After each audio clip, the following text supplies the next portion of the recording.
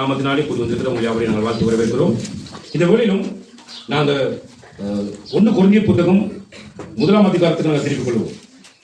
கொரிந்தியர் 1ஆம் அதிகாரத்துக்கு நாங்கள் திருப்பி 7ஆம் வசனத்திலிருந்து ஒரு வாசிப்போம் 10ஆம் வசனம் வரைக்கும். அப்படியே நீங்கள் யாதொரு வரத்திலும் குறைவில்லாதவர்களாய் நம்முடைய கர்த்தராகிய இயேசு கிறிஸ்து வெளிப்படுவதற்கு காத்திருக்கிறீர்கள். நம்முடைய கர்த்தராகிய இயேசு கிறிஸ்துவின் நாளிலே நீங்கள் குற்றம் சாட்டப்படாதவர்களாய் இருக்கும்படி முடிவு பரியந்தம் அவர் உங்களை ஸ்திரப்படுத்துவார். தம்முடைய குமாரனும் நம்முடைய கர்த்தருமாய் இருக்கிற இயேசு கிறிஸ்துவுடனே ஐக்கியமாய் இருப்பதற்கு உங்களை அழைத்த தேவன் உண்மையுள்ளவர். சகோதரரே, நீங்கள் எல்லாரும் ஒரே காரியத்தை பேசவும் பிரிவினைகள் இல்லாமல் ஏக மனதும் ஏக யோசனையும் உள்ளவர்களாய் சீர்குலைந்து இருக்கவும் வேண்டும் என்று நம்முடைய கர்த்தராகிய இயேசு கிறிஸ்துவின் நாமத்தினாலே உங்களுக்கு புத்தி சொல்கிறேன். நல்ல தகப்பனே, இந்த நாளுக்காக நன்றி செலுத்துகிறோம். நீர் எங்களை கர்த்தாவே சுவாமி இந்த பூமியிலே ஆண்டவரே தெரிந்து கொண்டக்கூடிய நோக்கத்தை நாங்கள் அறிந்து செயல்படுவதற்கு உதவி செய்யும். கிருபைக்காக உங்களுக்கு நன்றி செலுத்துகிறோம். அப்பா, உடைய தெய்வீக பிரசன்னம் அடியனையும் இங்கே கொண்டிருக்கிற ஒவ்வொருவரையும் ஆளுகை செய்யும்படியாக நாங்கள் ஜெபிக்கிறோம். வலைதளங்களில் கர்த்தாவே இந்த வசனத்தை கேட்கிற யாவரையும் இந்த தேவனாகிய கர்த்தருடைய பிரசன்னம் மூடிக்கொள்ளும்படியாக ஜெபிக்கிறோம். ஒவ்வொருவரையும் ஆசீர்வதியும் வெளிப்படுத்துங்கள். இது ஒவ்வொரு நாளும் உடைய வார்த்தைகளை நாங்கள் கேட்டு அன்றைய நாங்கள் அதிலே தகப்பனை பரிசுத்தப்படுத்திக் கொண்டு நாங்கள் ஜீவிப்பதற்கு உதவி செய்யுங்க. கிருபைக்காக நன்றி நன்றி என்று சொல்கிறோம். தொடக்கத்தின் முடிவு வரைக்கும் உடைய பரிசுத்தாவின் நீர் என்னிலிருந்து கர்த்தாவே சுவாமி உண்மை வெளிப்படுத்தும்படியாக ஜெபிக்கிறோம். நன்றி செலுத்துகிறோம். இயேசு கிறிஸ்துவின் நாமத்தில் உங்களுக்கும் எங்கள் ஜீவனுடைய நல்ல பிதாவே, ஆமென். இந்த நாளிலே வாசித்த பிரகாரமாய் உனது எண்ணம் பிழையாக இருந்தால் நீ பெரும் பலன் என்ன? உனது எண்ணம் பிழையாக இருந்தால் நீ பெரும் பலன் என்ன என்பதான ஒரு தலைப்பு தான் நாளிலே பார்க்க போகிறோம். அதை கவனிங்க. சாரி, இந்த இடத்துல நாங்கள் பார்க்கிற பொழுது கொரிந்தியருக்கு இந்த நிருபத்தை அப்போஸ்தலனாகிய பவுல் எழுதும் பொழுது பொருந்தி என்று சொல்லும் பொழுது கொரிந்தியர் என்று சொன்னாலே அருவருப்பானவர்கள் அல்லது அருவருப்பு என்று சொல்லி அர்த்தம்.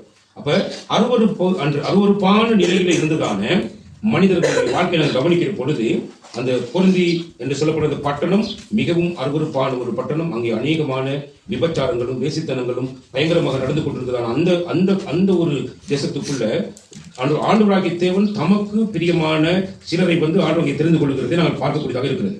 அப்படி தெரிந்து கொண்டதான அவருடைய ஜனங்களுக்கு தான் இந்த செய்தியை கர்த்தர் அனுப்புகிறதை நாங்கள் பார்க்கக்கூடியதாக இருக்கிறது. நல்ல கவனி. எப்படி தெரிந்து கொள்கிறார்?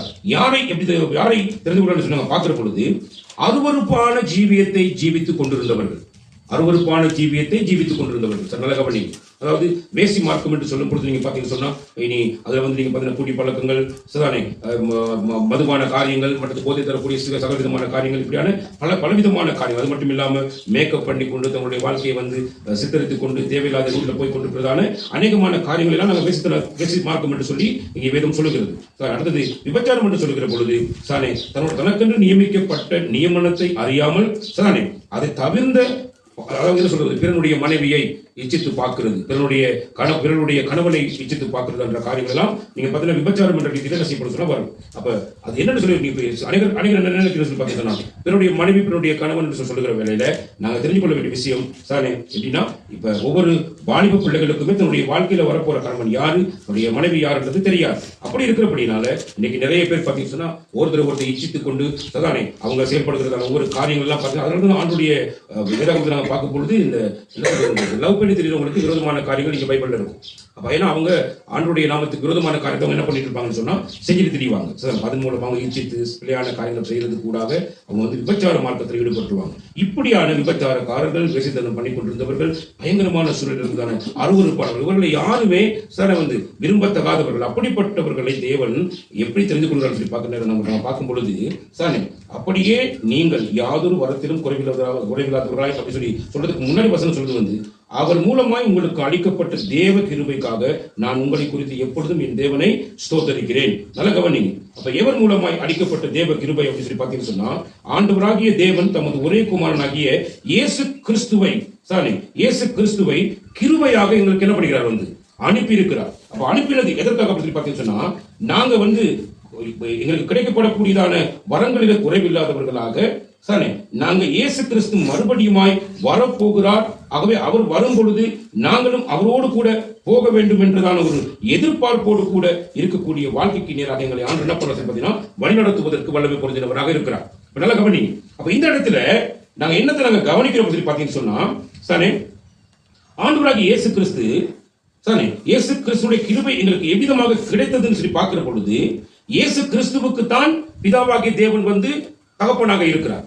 அப்ப அப்படிப்பட்ட அந்த தகப்பனோடு சரிதானே, அந்த தகப்பனுடைய அந்த அன்பு, அவருடைய இரக்கம் எப்படி இந்த அருவருப்பானவருக்கு வெளிப்பட்டு பார்க்கிற பொழுது, நான் அடிக்கடி உங்களுக்கு படித்து கொடுக்கிறேன் வந்து, தேவன் வந்து இயேசு கிறிஸ்துவை பார்த்து சொல்றார், இவன் என் நேசகுமாரன், இவரை நான் பிரியமாய் இருக்கிறேன் சொல்றார். அப்ப இவரை நான் பிரியமாய் இருக்கிறேன் என்று சொன்ன அந்த தேவன் என்ன பண்றாருன்னு சொல்லி பாத்தீங்கன்னா, அவ்வளவு பிரியமாக இருந்த அந்த இயேசு கிறிஸ்துவின் மேல வச்சிருக்கிற அந்த அன்பை விட அருவருப்பானவர்களாக வாழ்ந்து கொண்டிருக்கிற இன்றைக்கு கொரிந்தியர்கள் போல அருவருப்பான நிலையில் இருக்கக்கூடிய எங்களை அவர் அவ்வளவுக்கு அதிகமாக நேசித்ததின் நிமித்தமாக தான் அவர் அதிகமாக நேசித்த தன் குமாரனையே எங்களுக்காக பலி செலுத்தி இருக்கிறார். என்னால ஒன்றை புரிஞ்சு கொள்ள எப்படி பாத்தீங்கன்னா, இந்த இடத்துல இருக்கிற நாமெல்லாம் வந்து சாதாரணமானவங்க, நாம வந்து பட்டும் மோசகரமான பாவிகள், அருவருப்பானவர்கள். அப்ப எங்களை ஆண்டவர் எவ்வளவு நேசிச்சிருக்கிறான்னு பார்த்தா, தம்முடைய குமாரனாக இயேசு கிறிஸ்துவை விட நேசிச்சிருக்கிறார். அப்ப அதனாலதான் சரிதானே, எங்களுக்காக தமது குமாரனை அவர் என்ன பண்றார், பலியாக செலுத்துகிறார். அப்ப அப்படிப்பட்டதான ஒரு அன்பை நம்முடைய ஆண்டவராகிய தேவன் நமக்கு வெளிப்படுத்தி இருக்கிறார். சரிதானே? அப்ப நல்ல கவனி. அப்ப அந்த அப்படிப்பட்ட அந்த அன்பை வெளிப்படுத்தின அந்த தேவனுக்கு முன்பதாக நான் எப்படிப்பட்டதாக இருக்கணும்னு விரும்புறது சொன்னா, நம்முடைய கர்த்தராகிய இயேசு கிறிஸ்துவின் நாளிலே, அப்படின்னா ஆண்டவர் அது சீக்கிரமாக வரப்போகிறார். அப்படி வரப்போகிற நாளிலே நீங்கள் குற்றம் சாட்டப்படவர்களாக இருக்கும்படி முடிவு பரியந்தம் அவர் உங்களை ஸ்திரப்படுத்துவார். எதுல முடிவு பரியந்தம் ஸ்திரப்படுத்துவார்? கிறிஸ்துவுக்குள் நாங்க வாழ வேண்டிய அந்த வாழ்க்கை, அந்த அன்பில நாங்க வந்து ஸ்திரப்பட வேண்டியவர்களாக நாங்கள் என்ன செய்யப்படுறோம் காணப்படுகிறோம். நல்ல கவனி. அப்ப தம்முடைய குமாரனும் நம்முடைய கர்த்தருமாய் இருக்கிற இயேசு கிறிஸ்துவுடனே ஐக்கியமாய் இருப்பதற்கு, எப்படியான ஐக்கியம்? இயேசு கிறிஸ்துவோடு கூட ஐக்கியமாய் இருப்பதற்கான ஐக்கியம் எப்படிப்பட்ட ஐக்கியத்தை கொடுக்கிறது பார்த்தீங்கன்னு சொன்னா, எபேசியர் புத்தகத்துல நீங்க 1ஆம் அதிகாரத்துல நீங்க வாசிக்கிற பொழுது நல்ல கவனிங்க, அது என்ன சொல்லப்படுது பார்த்தீங்கன்னா, 4ஆம் வசனம், 1ஆம் அதிகாரம் 4ஆம் வசனம் வாசிக்கா. தமக்கு முன்பாக நாம் அன்பில் பரிசுத்தம் உள்ளவர்களும் குற்றமில்லாதவர்களுமாய் இருப்பதற்கு அவர் உலக தோற்றத்துக்கு முன்னே கிறிஸ்துவுக்குள் நம்மை தெரிந்து கொண்டபடியே, கிறிஸ்துவுக்குள் நம்மை தெரிந்து கொண்டதுடைய நோக்கம் எதற்காக அப்படின்னு பாத்தீங்கன்னா, நாம வந்து இயேசு கிறிஸ்துவுக்கு முன்பாக, அதாவது பிதாவாகிய தேவனுக்கு முன்பதாக அன்பில பரிசுத்தம் உள்ளவர்களாக இருக்க வேண்டும். அப்ப அந்த அன்பு வந்து எப்படிப்பட்டதா இருக்கணும் பாத்தீங்கன்னா, குற்றம் சாட்டப்படாத அன்பாக இருக்க வேண்டும். ஒரு அதாவது நாங்க அன்பு வச்சிருக்கிறோம் ஒருத்தர் மேல, ஆனா அந்த அன்புல வந்து என்ன இருக்கக்கூடாது, கரை இருக்கக்கூடாது.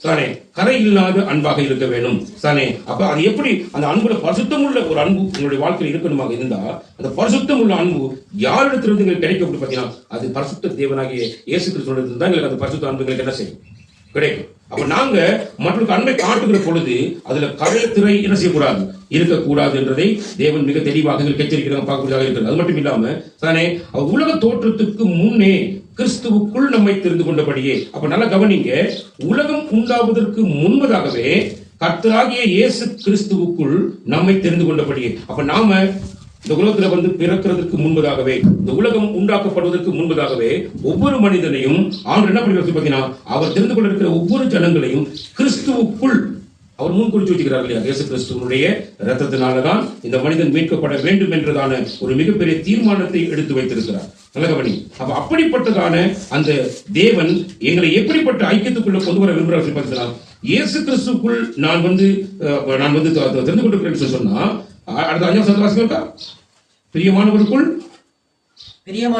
தாம் நமக்கு தந்துள்ள தம்முடைய கிருபையின் மகிமைக்கு புகழ்ச்சியாக தம்முடைய தயவுள்ள சுத்தின்படியே நம்மை இயேசு கிறிஸ்து மூலமாய் தமக்கு சுவீகார புத்திராகும்படி முன் கொடுத்திருக்கிறார். நல்ல கவனிங்க. அப்ப பிரியமானவருக்குள் அப்படின்னா யார் இந்த பிரியமானவருக்குள் பார்த்தீங்கன்னா, நல்ல கவனிங்க, பிதாவாகி தேவனுக்குள் தாம் நமக்கு தந்துள்ள தம்முடைய கிருபை அது எப்படிப்பட்டது, அது மகிமையானதாக இருக்க வேணும், மகிமைக்கு புகழ்ச்சியாக இருக்க வேணும். அப்படி மகிமைக்கு புகழ்ச்சியாக இருக்கணும்னு சொல்லி சொன்னா, தம்முடைய தயவுள்ள சித்தத்தின்படியே நம்மை இயேசு கிறிஸ்து மூலமாய் நமக்கு சுவீகார புத்திராகும்படி முன் கொடுத்திருக்கிறார். அப்படின்னா இயேசு கிறிஸ்துவானவர் வந்து பிதாவாகிய தேவனுக்கு ஒரே குமாரனாக இருக்கிறார்.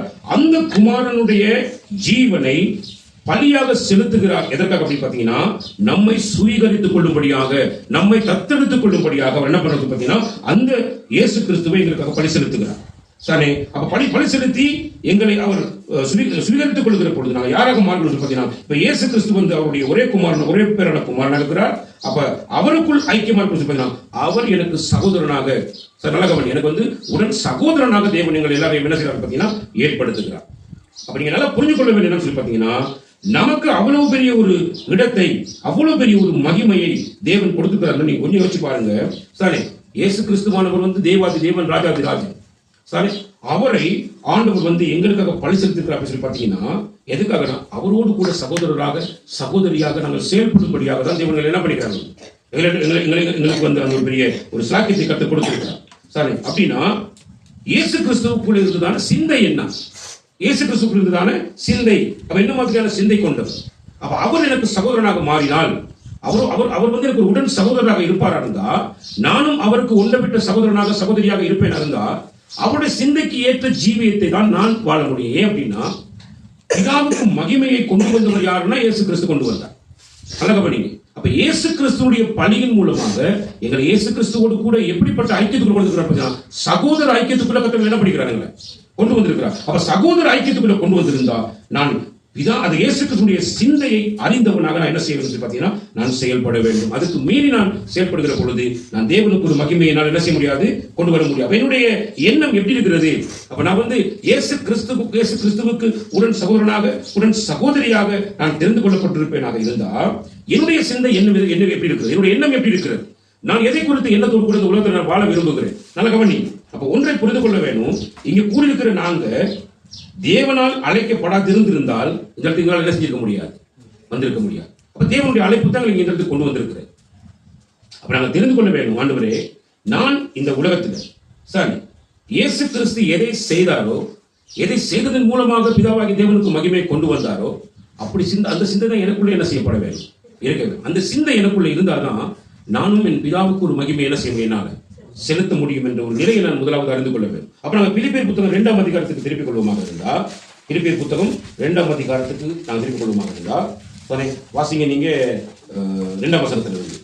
நீங்கள் ஏக சிந்தையும் ஏக அன்பும் உள்ளவர்களாய் இருந்து இசைந்த ஆத்துமாக்களாய் ஒன்றையே சிந்தித்து என் சந்தோஷத்தை நிறைவாக்குங்கள். நல்ல கவனி. இங்கு சொல்லும் பொழுது நீங்கள் ஏக சிந்தையும் ஏக அன்பும் உள்ளவர்களாய் இருந்து, நாங்கள் கவனிக்க வேண்டிய விஷயம் அப்படின்னு பாத்தீங்கன்னா, இந்த ஏக சிந்தை அப்படின்னா இயேசு கிறிஸ்து எந்த நோக்கத்தோடு இந்த உலகத்துக்கு வந்தாரோ, இயேசு கிறிஸ்து ஒருவரை பார்க்கும் பொழுது எந்த நோக்கத்தோடு பார்க்கிறாரோ, சரி இயேசு கிறிஸ்துனுடைய விருப்பம் என்னென்ன காரியங்களை செய்ய முடியாம செய்கிறதாக இருக்கிறதோ, அந்த சிந்தைக்கு ஏற்ற மாதிரியான சிந்தையை தான் அவருடைய இரத்தத்தினாலே மீட்கப்பட்டதான நமக்கும் இருக்க வேண்டும் என்பதை தேவன் விரும்புகிறார். நல்ல கவனி.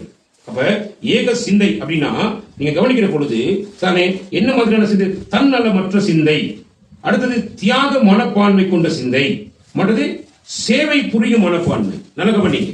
தன்னலமற்ற சிந்தை என்னது? ஒரு மனிதன் தன்னுடைய சுய விருப்பத்துக்காக தன் நலத்துக்காக ஓடுகிற ஒரு மனிதனாக இருப்பானாக இருந்தா, அவன் கிறிஸ்து இயேசுவின் இரத்தத்தினாலே மீட்கப்பட்ட ஒருவனாக இருக்க முடியாது. ஒரே தெளிவாக புரிஞ்சு கொள்ள வேண்டும்.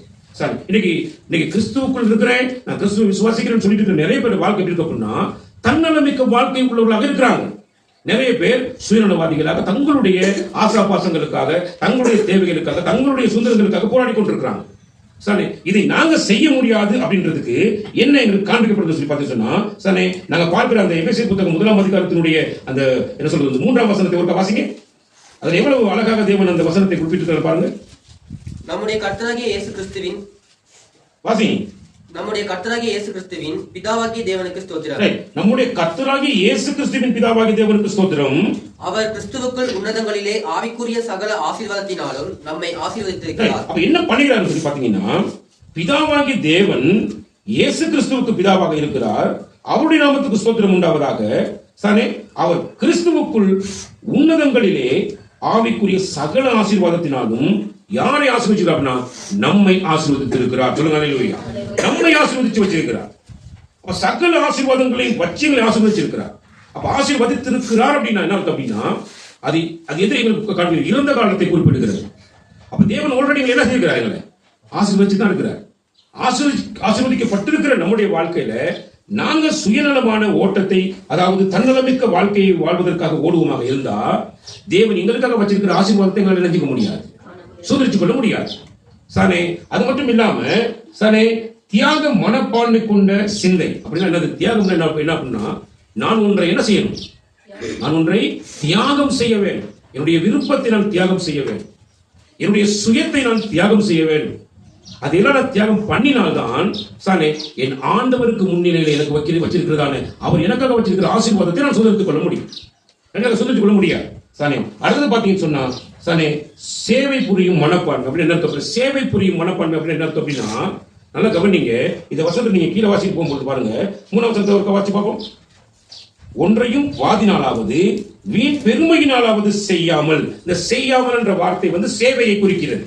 அப்போ ஒரு சேவை செய்யும் மனப்பான்மை கொண்ட ஒரு மனிதனுடைய வாழ்க்கை எப்படி இருக்கும் அப்படின்னா, வாக்குவாதம் பண்ணிக்கிட்டு சானே நான் அப்படின்ற எந்த விதமான காரியம் இல்லாம என்ன பண்ணுவாங்க அப்படின்னா, வீணா பெருமை அடிச்சுக்க மாட்டாங்க. எப்படி நான் தான் சாப்பிடுறேன், நான் தான் அதை பண்றேன், இதை பண்றேன் அப்படி சொல்லி பலவிதமான ரீதியில வீண் பெருமையை பேசிக்கொண்டு திரிகிறவர்களால சேவை புரிய முடியாது. சேவை என்றால் என்ன அப்படின்னா, நல்லா கவனிங்க.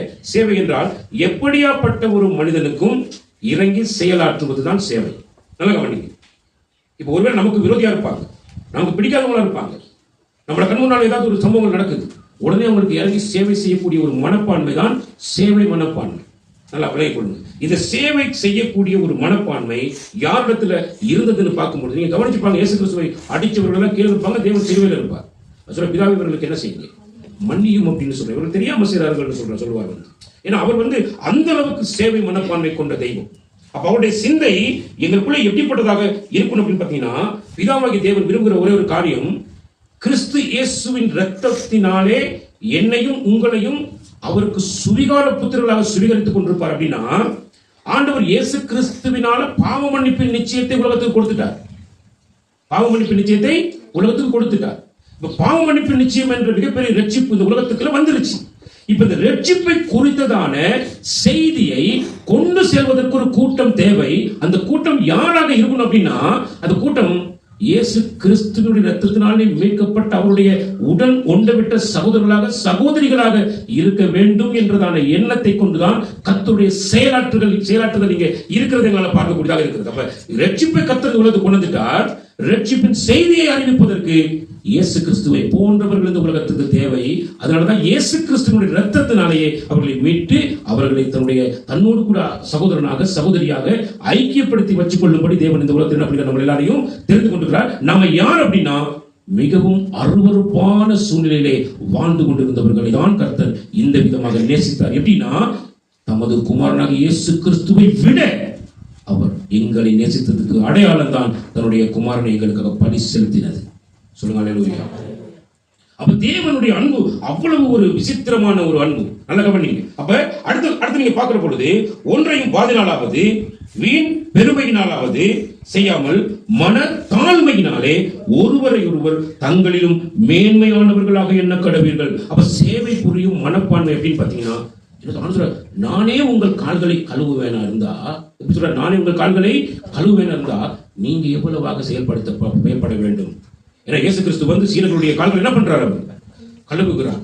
அப்ப இயேசு கிறிஸ்து வந்து சீடர்களுடைய கால்களை கழுவும் பொழுது அவர் யாராக மாறுகிறார்னா, ஊழியக்காரனாக மாறுகிறார், சேவையாளராக மாறுகிறார். அப்ப சேவை செய்கிறவன் எப்படி பண்ணா, நல்ல கவனிங்க, அவருடைய மேற்சட்டை கழட்டி இடுப்புல கட்டிக்கிட்டு தான் என்ன பண்ணுவார்? அவங்க சீசனுக்கு என்ன செய்வார்கள்? கால்களை கழுவும். தன்னை அடிமையின் ரூபமாக காண்பித்து தான் அந்த வேலையை செய்யும். அப்ப சேவை செய்கிற மனப்பான்மை எப்படின்னா, நல்ல கவனிங்க, என்னிலும் மற்றவர்கள் மேன்மை உள்ளவர்கள், என்னிலும் மற்றவர்கள் மேன்மை உள்ளவர்களாக இருக்கிறபடினால நான் அவங்களுக்கு சேவை செய்கிறேன் என்ற அந்த உணர்வு பூர்வமான ஒரு சேவையை செய்வதையே தேவன் எங்களிடத்தில் என்ன செய்யறார்? விரும்புகிறார். நல்ல கவனிங்க. அப்ப என்னுடைய மனம் சாரே எப்படிப்பட்ட காரியத்தை செய்து கொண்டு நான் எப்படி செஞ்சுட்டு இருக்கேன் அப்படின்னா, சேவை என்று வரும்போது சேவையாக பார்க்கறது இல்லை, ஊழியம் என்று வரும்போது ஊழியமாக நான் அதை செய்கிறது இல்லை. சாரி, நான் பெரிய ஒரு எஜமானை போல என்னை காண்பித்துக் கொண்டு எனக்கு சேவை செய்ய முடியாது, எனக்கு ஊழியம் செய்ய முடியாது. நல்ல கவனிங்க. சாரி, நாங்க எப்படி கவனிக்கணும் அப்படின்னா, அருவருப்பான வாழ்க்கையை வாழ்ந்து கொண்டு இன்றைக்கு யோசிச்சு பாருங்க, எவ்வளவோ நாங்க கற்றுக் கொடுக்கிறோம் கர்த்தருடைய பிள்ளைகள். இன்னைக்கு நல்ல கவனிங்க, சபைக்கு வரும்பொழுது பிள்ளைகளுடைய மாற்றத்தை இங்க வந்து சபைக்கு வரும்பொழுது நான் உட்பட அப்படிதான் உடுத்திட்டு வந்துடுவாங்க. இதே பிள்ளைகளை நீங்க கவனிச்சு பார்க்கும்போது ஞாயிற்றுக்கிழமையில மட்டும் கிறிஸ்தவர்களா இருப்பாங்க, மற்ற நாட்கள் எல்லாம் அவங்க வந்து கேடு கட்டவர்களாக இருப்பாங்க. அப்ப அவங்களுக்கு பேர் வந்து கேடு கட்ட கிறிஸ்தவர்கள். ஏன்னா அதை வந்து மிக தெளிவாக குர்ஆன் புத்தகத்துல 3வது அதிகாரத்துல சொல்லப்படுறது எப்படின்னா, இவங்க வந்து நன்றி கெட்ட கேடு கெட்ட கிறிஸ்தவர்கள், இந்த வழியை நீங்க யாரும் என்ன செஞ்சிடாதீங்க, பின்பற்றிடாதீங்க என்று சொல்லி மிக தெளிவாக குர்ஆன் 3ஆம் அதிகாரத்தில் கொடுத்திருக்காங்க.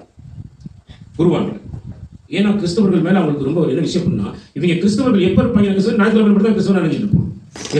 அதுக்கு பிறகு ஞாயிற்றுக்கிழமை தவறிட்டா இவருடைய மேக்கப் என்ன, அவருடைய செயல்பாடு, ஒரு உடுப்பு என்ன, வித்தியாசமான இடத்துல உடுத்திக்கிட்டு தெரு தெருவா சுத்திட்டு இருப்பாங்க. இப்படி சுத்திட்டு இருக்கு என்ன நடக்கும்னா, இவங்க கேடு கெட்ட கிறிஸ்தவர்கள். இதெல்லாம் ஒரு பேர் என்ன பேர் இருக்குது, சுத்தி இருக்கிறவங்களுக்கு என்ன பேர் இருக்குது, கேடு கெட்ட கிறிஸ்தவர்கள்.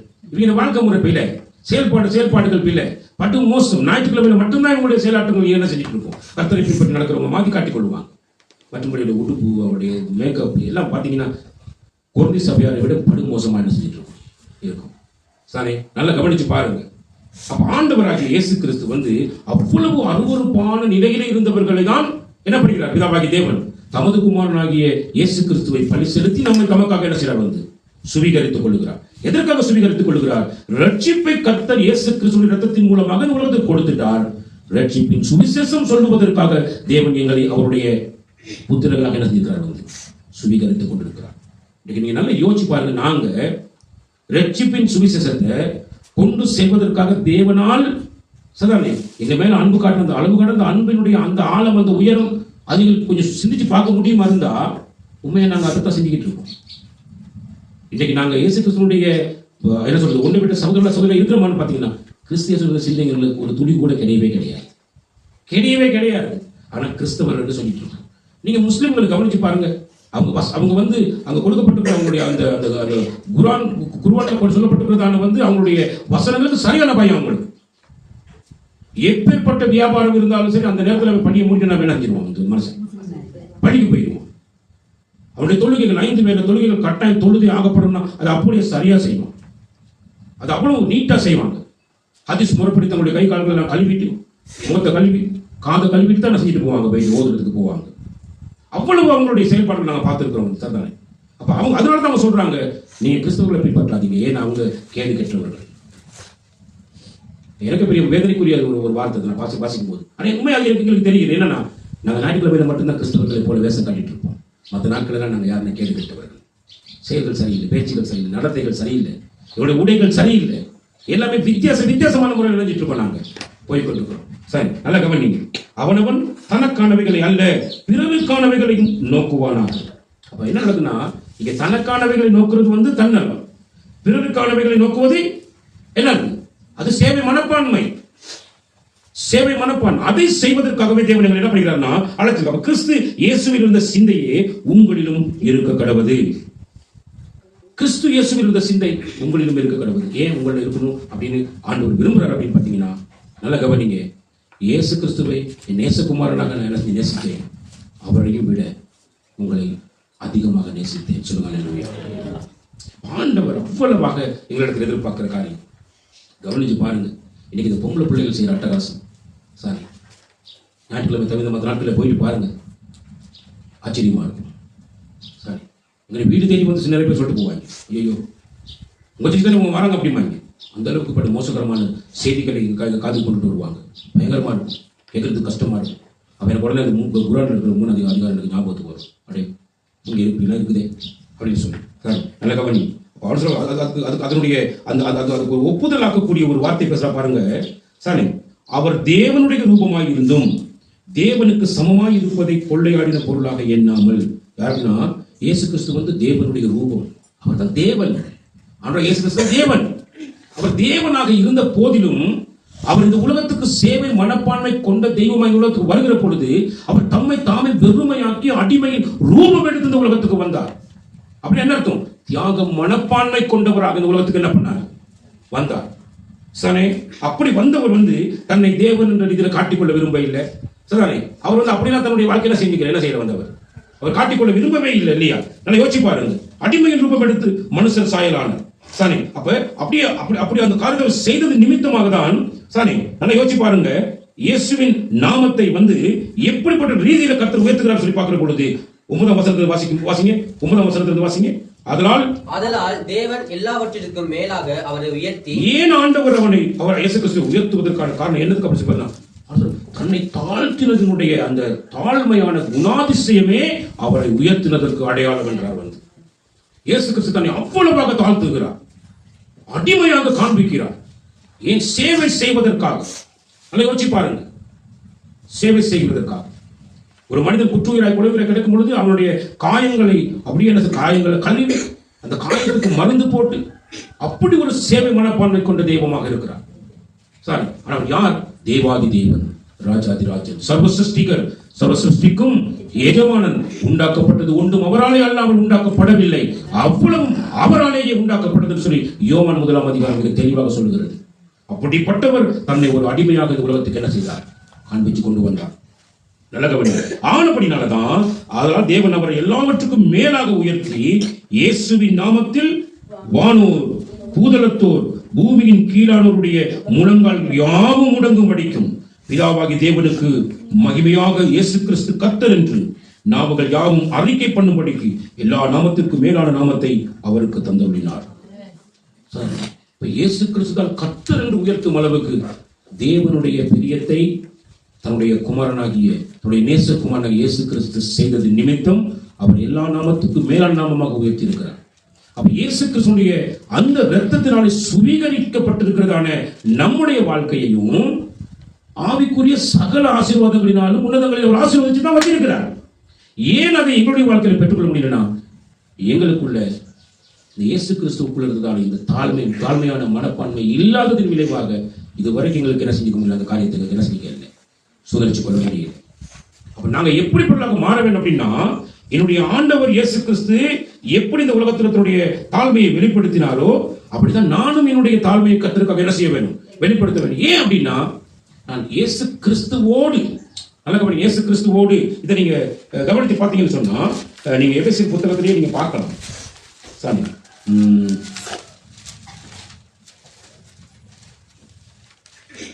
எபேசியர் 2 அதிகாரத்துல 7ஆம் வசனத்திற்கு வாசிங்க. கிறிஸ்து இயேசுவுக்குள் நம்மை அவரோட கூட எழுப்பி உன்னதங்களிலே அவரோட கூட உட்காரவும் செய்தார். இப்ப நல்லா கவனிச்சு பாருங்க. இயேசு கிறிஸ்துவோடு இயேசு கிறிஸ்து இயேசுவுக்குள் நம்மை அவரோட கூட எழுப்பி, அப்படி என்ன அர்த்தம்? இது எப்படி நடக்க போகுதுன்னா, நான் மரித்ததுக்கு பின்பதாக நடக்க போற காரியம். சரி, எழுப்பி அவரோட கூட உன்னதங்களிலே உட்காரவும் செய்த அப்படின்னா அவருக்கு சமமாக உட்கார்ந்து இருக்கக்கூடியதான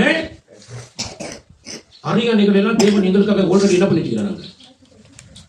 இயேசு கிறிஸ்து ராஜாதி ராஜனால நான் யாரா இருக்கணும் அப்படின்னா இப்ப வந்துட்டு அவர் பக்கத்துல நானும் உட்கார போகிறேன். பாருங்க என்ன சொல்றாரு வந்து, கிறிஸ்து இயேசுவுக்குள் நம்மை அவரோட கூட எழுப்பி உன்னதங்களிலே அவரோட கூட உட்காரவும் செய்தார்.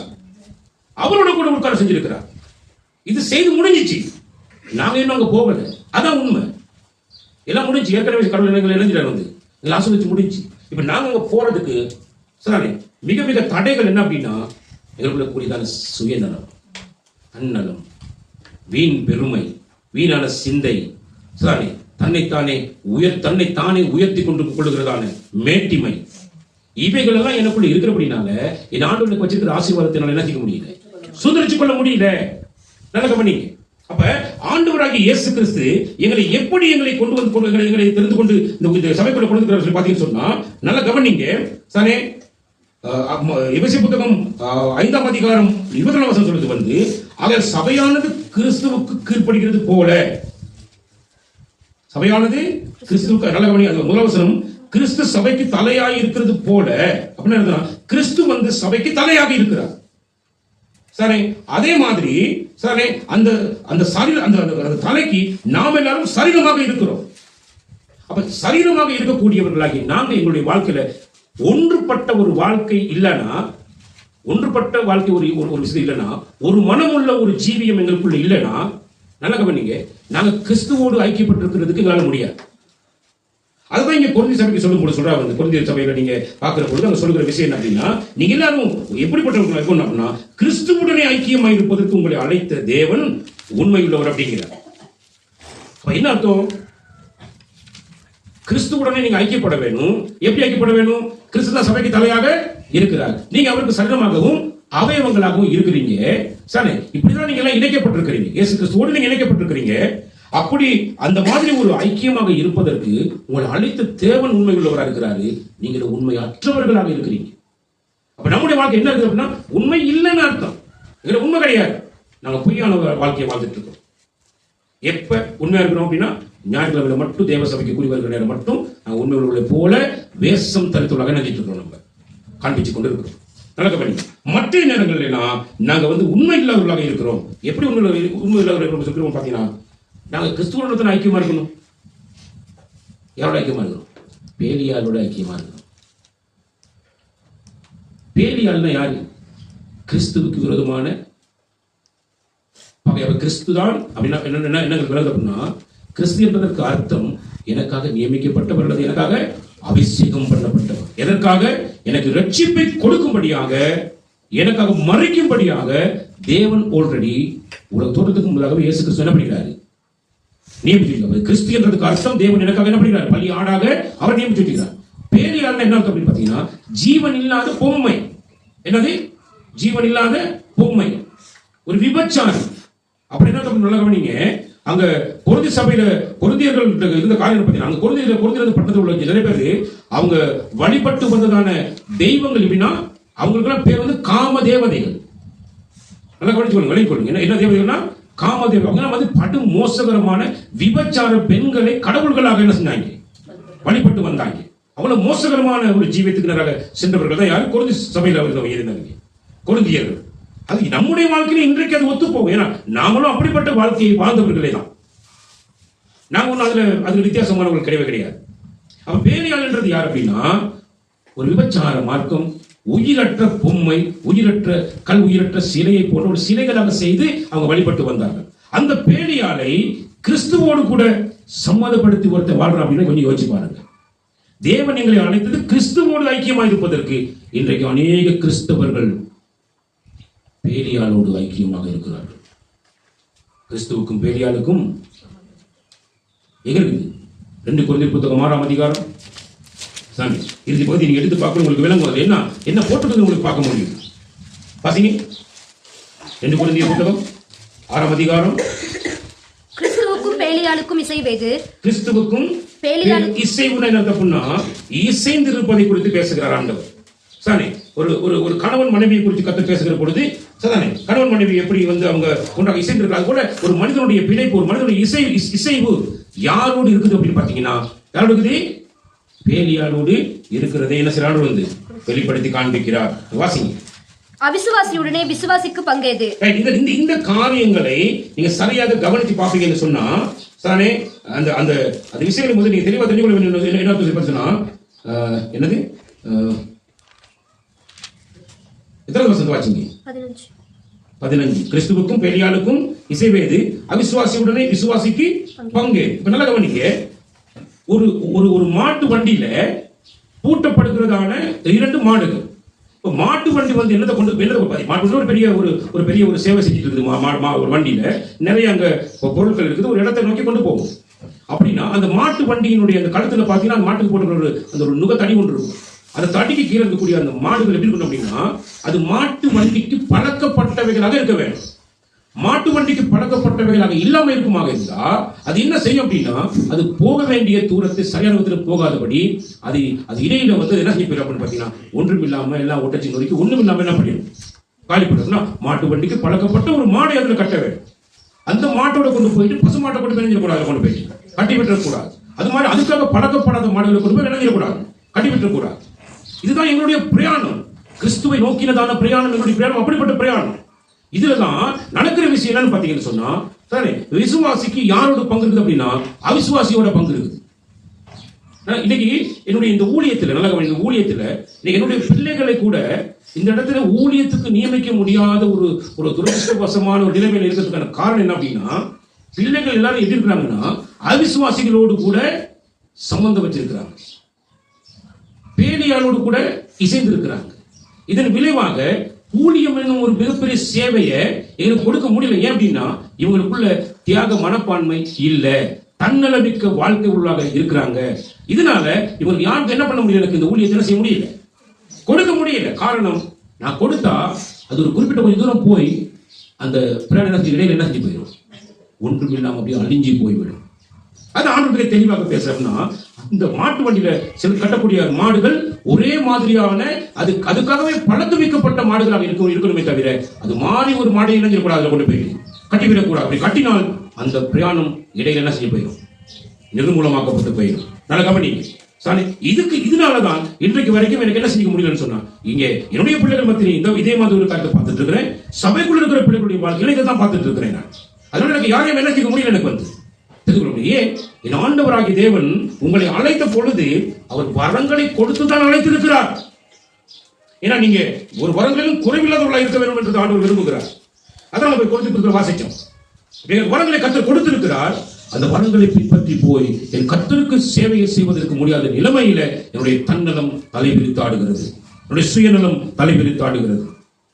நல்லா பண்ணீங்க. அப்ப மற்ற நேரமெல்லாம் நம்ம யாரும் பண்ணா கேள்கட்ட கிறிஸ்துவராக இருக்கிறோம். ஞாயிற்றுக்கிழமை மட்டும் கிறிஸ்தவர்களாக என்ன பண்ணிருக்காங்க காட்டிக் கொண்டிருக்கிறோம். நல்லா தெளிவாக புரிஞ்சு கொள்ளுங்க. சரி, அப்ப 10ஆம் வசனம் என்ன சொல்லி ஒன்று கொண்டு புத்தகம் 1ஆம் அதிகாரம் 10ஆம் வசனம் சொல்லி பார்த்தீங்கன்னா, சகோதரரே நீங்கள் எல்லாரும் ஒரே காரியத்தை பேச வேணும். ஒரே காரியத்தை பேச வேண்டும். இயேசு கிறிஸ்து உலகத்துக்கு வந்தது ஒரே காரியத்தை பேசுவதற்காக. எந்த ஒரே ஒரு காரியத்தை பேசுவதற்காக? சரி, பிதாவாகிய தேவனுடைய அன்பு, அந்த அன்பின் ஆழம், அதன் உயரம், அதன் அகலம், அதுக்கு பேச அகாப்பை அன்புன்னு சொல்லுவாங்க. ஒன்றையும் எதிர்பார்க்காத அன்பு. எனக்கு இது செய்ய முடியுமா? கர்த்தர் என்ன செய்யல, நீ நோக்கி பார்க்கல. இவனுக்கு தகுதி உள்ளவனா கர்த்தர் நோக்கி பார்க்கல. அவர் பார்த்த ஒரே விஷயம், பாவத்திலிருந்து இவனை மீட்டெடுக்க வேண்டுமே என்ற ஒரு பரிதவிப்பு மட்டும்தான். என்னுடைய சரீரத்தை அவர் பார்க்க இல்லை, என்னுடைய முகத்தை அவர் பார்க்க இல்லை. அவர் பார்த்தது இவனுடைய உள்ளத்தில் இருக்கிறது பாவம் நிறைஞ்சிருக்கிறது. பாவத்திலிருந்து இவன் என்ன செய்ய வேண்டும்? மீட்டெடுக்க வேண்டும். அதனாலதான் கர்த்தர் தம்முடைய ஒரே குமாரனையும் விட அதிகமாக என்னையும் உன்னையும் நேசித்திருக்கிறார். சாமி, எதற்காகனா ஒரே காரியத்தை பேசுவதற்காக. சுவிசேஷம், தேவனுடைய அன்பை குறித்து பேசுவதற்காக தேவனை என்ன பண்ணுகிறார்? கொண்டிருக்கிறார். சாமி, எங்க சபைக்குள்ள கொண்டு வந்திருக்கிறார். ஒரே காரியத்தை பேசவும், பிரிவினைகள் இல்லாமல் ஏக மனதும் ஏக யோசனையும் உள்ளவர்களாய் சீர்பொருந்தி இருக்கவும் வேண்டும் என்று நம்முடைய கர்த்தராகிய இயேசு கிறிஸ்துவின் நாமத்தினாலே உங்களுக்கு புத்தி சொல்கிறேன் சொல்லி அப்போஸ்தலனாகிய பவுல் சொல்றார். இயேசு கிறிஸ்து என்னும் நாமம் என்ன அப்படின்னா, வானோர் பூதலத்தோர் என்ன வாசிச்சோம்? முதல்ல என்ன வாசிச்சோம்? பிலிப்பியர் 2ஆம் அதிகாரம் என்ன வாசிச்சோம்? இயேசுவின் நாமம் எப்படிப்பட்ட நாமம்? இப்பதான் நான் வாசிச்சு காண்பிச்ச வசனத்தை 2ஆம் அதிகாரத்துல, வானோர் பூதலத்தோர் பூமியின் கீழானோருடைய முழங்கால் யாவும் முடங்கும் பிடிக்கும். அப்ப நல்லா கவனிங்க, இயேசு கிறிஸ்துவின் நாமம் என்று சொல்லும் பொழுது சரி, அது வானோர் பூதலத்தோர் வேற பூமியின் கீழானோருடைய முழங்கால், பூமியின் கீழே முட்டை மொக்குதான் வருது. நல்லா கவனிங்க, பூமியின் கீழே எல்லாருடைய முழங்கால்கள் யாவும் முடங்கும்படிக்கு. அப்படின்னா நாங்க முரட்டாட்டம் சபைக்குள்ள நினைக்க கூடாது. முரட்டாட்டம் சபையில வச்சுக்கிற கர்த்தருக்கு முன்னாடி முரட்டாட்டம் இருக்கக்கூடாது. சரி, நான் தான் பெரியார், நீ தான் பெரியார், இந்த மாதிரியான எண்ணங்கள் எங்களுக்கு என்ன செய்யக்கூடாது, வரக்கூடாது. இங்க நாங்கள் இங்க எல்லாருக்கும் தலைவர் ஆண்டவராகிய இயேசு கிறிஸ்து மட்டும்தான். அவருக்குள்ள நாங்க அவருடைய சர்க்கமாக அவருடைய அவயவங்களாக இருக்கிறோம். அப்படின்னா எங்களுக்குள்ள இருக்க வேண்டிய மிகப்பெரிய விஷயம் அப்படின்னா தாழ்மை இருக்க வேண்டும். தேவன் எங்களை உயர்த்துவதற்கு. ஏன்னா தன்னைத்தானே தாழ்த்துகிறவன் உயர்த்தப்படுவான், தன்னைத்தானே உயர்த்துகிறவன் தாழ்த்தப்படுவான். இந்த காரியத்தை நான் எப்பொழுதும் என்ன செய்ய வேண்டும் பார்த்தீங்கன்னா, நான் அறிந்திருக்க வேண்டும். நல்ல கவனி. அப்ப ஆண்டவராகிய இயேசு கிறிஸ்து எனக்கு ஒரு உடன் சகோதரராக பிதாவாகிய தேவனால் எனக்கு அருளப்பட்டிருக்கிறார். அப்படின்னா சரி, அந்த அருளப்பட்டிருக்கிறதான அந்த மிகப்பெரிய அந்த ஒரு ஈவை நான் என்ன செய்யக்கூடாது, வீணாக்கி விடக்கூடாது. ஆண்டவருடைய அப்ப போட்டுருவாங்க, கிருபையை விருதாவாக்கி விடாதீங்க. அப்படின்னா என்ன அர்த்தம்? கிருபையை வீணாக்கிறாதீங்க. ஏன்னா அந்த கிருபை எப்படி வரிச்சு அப்படி சொல்லி பார்த்தீங்கன்னா, பாவம் செய்த அருவருப்பான அந்த பொருந்தி சபைக்கு, அதாவது பொருந்தி மக்களுக்கு, அது பாவத்தில் நிறைஞ்சிருக்கக்கூடிய மக்களுக்கு வர வேண்டிய ஒரு மிகப்பெரிய ஒரு காரியம் என்ன அப்படின்னா, பாவம் செய்தவர்களுக்கு வர வேண்டிய கூலி மரணம். இது ரோமர் புத்தகம் 6:23 எடுத்து வாசி பாருங்க. ரோமர் புத்தகம் 6:23 எடுத்து வாசி பாருங்க. பாவத்தின் சம்பளம் மரணம். பாவம் செய்தவர்களுக்காக வர வேண்டியதான கூலி என்னது? அவங்களுக்காக வர வேண்டிய ஈவு என்னது? மரணம் வர வேண்டியது. பாவிகளுக்கு மரணம் தான் வரணும். ஆனா அந்த பாவிகளுக்கு என்ன வந்துச்சு அப்படின்னு பாத்தீங்கன்னு சொன்னா, என்ன வந்துச்சு? தேவனுடைய கிருபை வரமோ நம்முடைய கர்த்தராகிய இயேசு கிறிஸ்துவினால் உண்டான நித்திய ஜீவன். தேவனுடைய கிருபை வரம். இன்னைக்கு நிறைய நீங்க பாத்தீங்கன்னா நிறைய மதங்கள்ல போயிட்டு பாத்தீங்கன்னா, எனக்கு ஒரு வரம் வேணும்னு கொஞ்சம் உட்கார்ந்துருப்பாங்க. அதுக்காக வேண்டுதல் பண்ணிட்டு இருப்பாங்க, தவம் இருப்பாங்க. இருந்துட்டு கடைசி நேரத்துல கடவுள் ஒரு வரம் கொடுத்தா எனக்கு அது போதும் உட்கார்ந்துருப்பாங்க. இது நீங்களும் நானும் கேட்காமலேயே எங்களை தேடி அனுப்பப்பட்டதான வரம் தான் ஆண்டவராகிய இயேசு கிறிஸ்துவின் கிருபை என்னும் வரம். அந்த கிருபை என்னை தேடி வந்திருக்கிற எனக்கான வரம்.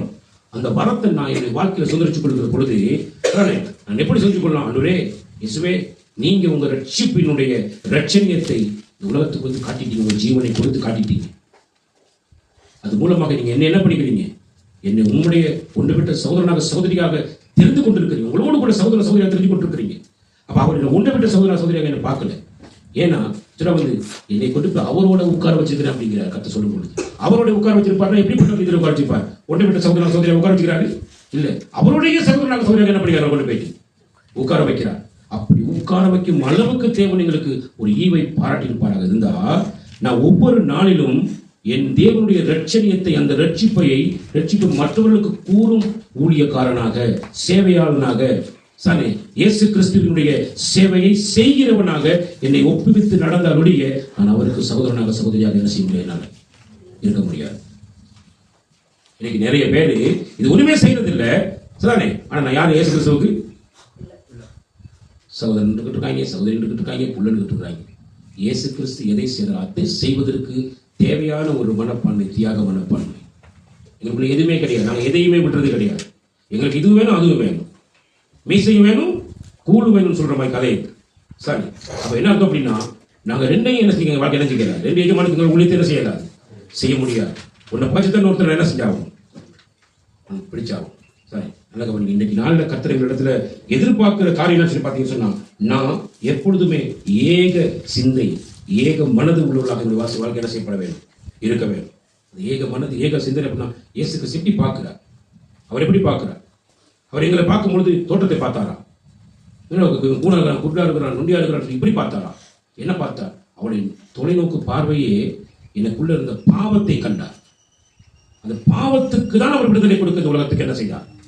தன்னுடைய வாழ்க்கையை அர்ப்பணித்தார், தியாகம் செய்தார், தன்னுடைய ஜீவனை தியாகம் செய்தார். அவ்வளவுதான். நாம எதை பார்த்து கொண்டிருக்கிறோம்? சரி, அப்ப எங்களுடைய வாழ்க்கை தேவனுக்குள்ளான ஒரு மிகப்பெரிய என்ன சொல்றது வந்து அவர் எதிர்பார்க்கிற ஒரு ஆசீர்வாதத்தை கொடுக்கக்கூடிய ஆசீர்வாத வாழ்க்கை என்ன செய்யப்பட வேண்டும், இருக்க வேண்டும். சரி, நல்ல கவனிங்க. அப்ப தேவன் என்னிடத்துல எதிர்பார்த்த காரியம் என்ன அப்படின்னா, இயேசு கிறிஸ்து பிதாவுக்கு மகிமையை கொண்டு வந்துட்டார். நீங்களும் நானும் ஏன் இன்னும் இயேசு கிறிஸ்துவுக்கு மகிமையை கொண்டு வரல? நீங்க நல்ல கவனிங்க. அதான் நீங்க பாத்தீங்க எபேசியர் புத்தகத்துல நீங்க 1ஆம் அதிகாரத்தில் நீங்க திருப்பி எடுத்து பாருங்க. என்ன சொல்ற அப்படின்னா, பிதாவாகிய தேவனுக்கான மகிமையை யார் கொண்டு வந்துட்டது? இயேசு கிறிஸ்து கொண்டு வந்துட்டார். சார், அவருடைய கிருபையின் மகிமைக்கு புகழ்ச்சியாக கொண்டு வந்துட்டார். சரி, இப்ப அதே நேரத்தில் பாருங்க, நல்ல கவனிங்க. 7ஆம் வசனம் பாருங்க. அவருடைய கிருபையின் ஐஸ்வர்யத்தின்படி இவருடைய ரத்தத்தினாலே பாவமன்னிப்பாகிய மீட்பு இவருக்குள் நமக்கு உண்டாயிருக்கிறது. அந்த கிருபையை அவர் சகல ஞானத்தோடும் புத்தியோடும் எங்களிடத்துக்கு பெருக பண்ணினார். சரி, அப்ப எங்களுடைய வாழ்க்கையில் இருக்க வேண்டிய மிகப்பெரிய முக்கியம், நாங்கள் எதிர்பார்க்க வேண்டிய காரியம், தேவனாகிய கர்த்தருடைய மகிமையை இயேசு கிறிஸ்து உலகத்தில் கொண்டு வந்து காண்பிச்சிட்டார், செய்து முடிச்சிட்டார். இப்ப இயேசு கிறிஸ்துவுக்கு மகிமையான சபையாகிய நாம அவருக்கான மகிமையை நாம கொண்டு வரணுமா இருந்தா என்ன செய்யலாம் அப்படின்றதுதான் மிக முக்கியம். என்ன செய்யலாம்? உனக்காகவும் எனக்காகவும் பாவ மன்னிப்பின் நிச்சயத்தை, ரட்சிப்பை கொடுத்தவருடைய அந்த ரட்சணியத்தை, அந்த ரட்சிப்பினுடைய செய்தியை மற்றவர்களுக்கு கொண்டு செல்வதற்கு தான் கர்த்தர் எங்களை நியமிச்சு வச்சிருக்கிறார். வேற ஒன்றுக்கு கர்த்தர் என்ன செய்யலைங்க, நியமிச்சு வைக்கல. அதை நாங்கள் கொண்டு செல்ல வேண்டும், கொண்டு போய் கொடுக்க வேண்டும். அதை கொடுத்தாதான் நான் இயேசு கிறிஸ்துவனுடைய நாமத்தை என்ன செய்ய முடியும், மகிமைப்படுத்துவதற்கு முடியும், மகிமைப்படுத்துவதற்கு முடியும். ஆகவே சபையில கூறி வந்திருக்கிற பொழுது சிந்தனை எப்படி இருக்கணும் அப்படின்னா, நான் எப்பொழுதும் சபையாக இருக்கிறேன். சபை என்னன்னா, எனக்குள்ள என்னுடைய ஆண்டவர் என்ன பண்ணிருக்கிறார், வாசம் பண்ணி கொண்டிருக்கிறார். அதான் நீங்க யோவான் புத்தகம் 14ஆம் அதிகாரம் 23ஆம் வசனத்தை வாசிங்க.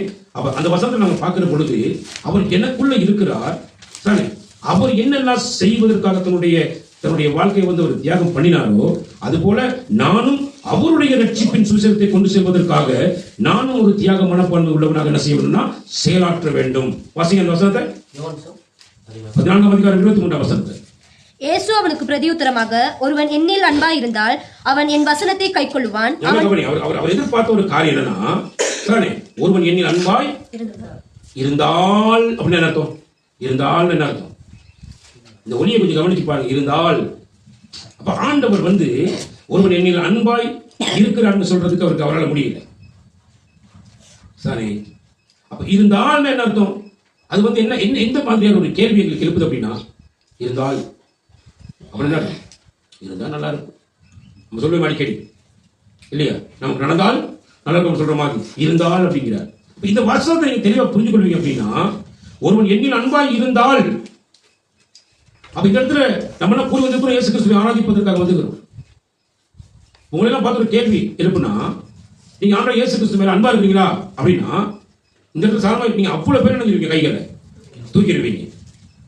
சரி, ஏன் அந்த அவ்வளவு பேர் கை வைத்துவீங்க? நம்ம ஒரு ஆள் 2 பேர் தூக்கக்குள்ள மத்தவங்க பிடிக்கும், அப்பதான் ஒண்ணு தூக்கு போடும். ஏன்னா ஒண்ணா தூக்க மாட்டாங்க.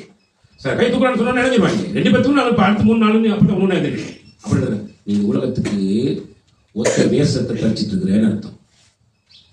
உலகத்துக்கு ஒத்த வேஷத்தை தரிச்சிட்டு இருக்கிற ஒருத்தன் கை வைத்தினா அவனோட சேர்ந்து நான் என்ன செஞ்சிருவேன்? வந்து கையை வைத்து காட்டிடுவேன். ஆனா தெரியும், ஆண்டு சொல்றாரு இல்லையா, ஒரு நீங்க அன்பா இருந்தால் அப்படின்னா ஒரு ஒரு ஒரு ஒரு விசித்திரமான ஒரு காரியத்தை கொண்டு வராரு. வந்து அவன் என் வார்த்தை என்ன செய்வான்? வந்து அவன் என் வசனத்தை கைக்கொள்ளுவான். அவனின் வசனத்தை கைக்கொள்ளுவான். அவனின் வசனத்தை கைக்கொள்ளுவான். அவருடைய வார்த்தையை கைக்கொள்றவனா இருப்பான். கீழவாசிங்க, அவனில் என் பிதா அன்பாயிருப்பார். அவனில் என் பிதா அன்பாயிருப்பார். எப்படி அன்பா இருப்பாரு? கர்த்தருடைய வசனத்தை, இயேசு கிறிஸ்துவின் வசனத்தை கைக்கொள்கிறவன் மேல பிதா எப்படி அன்பா இருப்பார்னா, தன்னுடைய நேச குமாரனாகிய இயேசு கிறிஸ்து மேல காட்டின அதே அன்புல வித்தியாசம் இல்லாம காட்டுகிறவன் தான் தகப்பனுடைய அன்பு. நல்ல கவனிங்க, சுவீகரிச்சிட்டாலும் சரி, பெத்தெடுத்தாலும் சரி, எப்படி இயேசு கிறிஸ்துவை வந்து அவருடைய ஒரே பேரான குமாரன் காண்பிக்குது. நம்மளெல்லாம் அவருடைய இயேசு கிறிஸ்துவின் ரத்தத்தினால என்ன செய்யப்படுகிறார்கள்? சுவீகரித்து இருக்கிறார். அவருடைய பிள்ளைகளாக சுவீகார பிள்ளைகளாக ஆகும்படி சுவீகரிக்கிறார். பிதாவுடைய நோக்கம் எப்படி இருக்கும் அப்படின்னா, 2 பேரையும் ஒரே கண்ணோட்டத்துல 2 பேரையும் ஒரே பிள்ளையாக பார்க்கிற எண்ணம் கொண்டவராக தான் இருக்கும். சரி, என்னை நேசித்தது போல எப்படி சொல்றாரு? பிதாவை என்னை எப்படி நேசிச்சாரோ, என்னை எப்படி நேசகுமார் என்னை பேசாரோ, அதே என்னுடைய வார்த்தை கையில் நடக்கிற ஒன்னையும் அவர் என்னை நேசிப்பார். பிதா உடைய இருப்பாரு.